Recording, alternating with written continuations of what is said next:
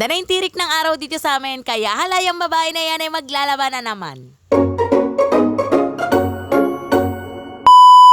Bagong araw, panibagong ganap at panibagong pagtatalak na naman dito sa FB University. Nagising nga yung babae nga na napakainit ng pakiramdam, hindi yan siya nilalagnat, sadyang nainitan lang talaga sa loob ng kwarto. Pero parang sinadya talaga ng panahon para maaga magising yung babae na yan.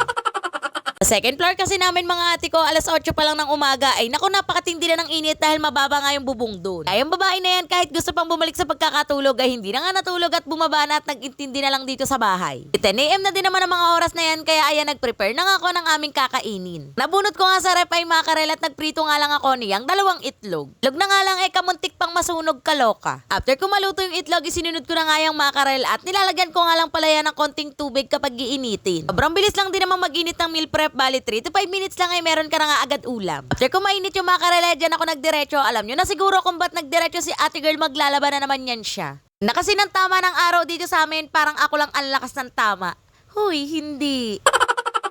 Puno na din kasi talaga yung aming laundry basket at buti na lang talaga umaraw. Kahit naman naulan ay maglalaba pa rin yan siya, magmimistulan nga lang piyastahan yung loob ng bahay dahil sa daming nakasabit o nakabilad. Eto habang naglalaba yung washing, nag-intindi na nga ako dyan sa sala, inayos ko na nga yung lamesa para nga makakain na kami. Nagtataka nga kayo kung bakit kami lagi dyan sa sala kumakain kahit meron naman kaming lamesa sa kusina dahil dyan nga kami mas komportable. Bakit? Sala naman namin to, hindi nyo naman sala to. Huy, hindi ka mga away ti. Tara, kain na muna tayo. Ang mga mini-vlog ko nga ngayon nyo nga lang makikita si Iyana. Kasabay namin kumain at ngayon lang din talaga kami nagkakasabay-sabay kumain. Pag kumakain kasi kami ni Daddy ng mga oras na yon ay nasa school nga si Iya at paggabi naman ay kami lang ni Iya yung magkasabay dahil nasa work naman si Daddy. Fast forward after namin kumain eto at lumabas nga muna ako ng bahay dahil naku baka hindi na ako kilala ng mga kapitbahay ko dahil lagi na nga lang ako nasa loob ng bahay. Kung labas ko nga ay naandyan din yung aking pamangkin kaya ayan merong baby na panggigigilan for today's video.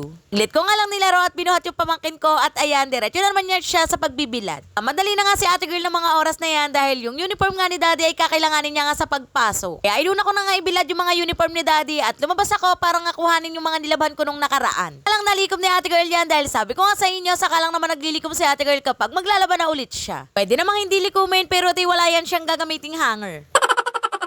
Yung sinasabi na 3 oras naglaba, 2 oras nagbilad at 7 araw bago natupi. Huy, hindi. Para bang yung bilaran sa labas ay magiging walk-in closet na lang ganun ba? Pero halata naman sa mga sipitan, di ba ko kunti na yung laman dahil pinipitas na nga sa sampayan. Mapapahingi na lang talaga ng pasensya yung babae na yan dahil naku, masipag lang talaga maglaba yan pero napakatamad talaga rin magtupi. Meron lang talagang video kaya nagtitiklop yan siya pero pag off ng video ay naku, isisiksik na lang niya yan sa damitan. Hala, hindi. Hanggang dyan na lang muna ang ganap ng babae na yan. I-follow nyo yan siya para sa mga next mini vlog. Bye!